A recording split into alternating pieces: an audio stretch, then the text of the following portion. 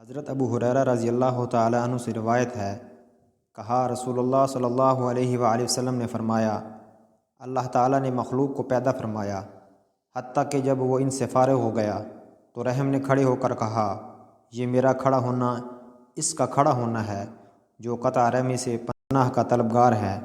اللہ تعالیٰ نے فرمایا، ہاں، اس مقصد کے لیے تمہارا کھڑا ہونا مجھے قبول ہے، کیا تم اس پر راضی نہیں ہو کہ میں اسی سے تعلق رکھوں جو تمہارا تعلق جوڑ کر رکھے، اور اس سے تعلق توڑ دوں جو تمہارا تعلق توڑ دے؟ رحم نے کہا، کیوں نہیں، میں راضی ہوں۔ تو اللہ تعالیٰ نے فرمایا، تمہیں یہ عطا کر دیا گیا۔ پھر رسول اللہ صلی اللہ علیہ وآلہ وسلم نے فرمایا، اگر تم چاہو تو قرآن مجید کا یہ مقام پڑھ لو۔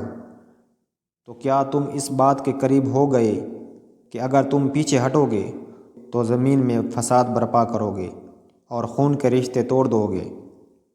ایسے ہی لوگ ہیں جن پر اللہ نے لعنت کی اور انہیں ہدایت کی آواز سننے سے بہرا کر دیا اور ان کی آنکھوں کو اللہ کی نشانیاں دیکھنے سے اندھا کر دیا۔ کیا یہ لوگ قرآن پر غور و خوض نہیں کرتے، یا پھر ان کے دلوں پر قفل لگ چکے ہیں؟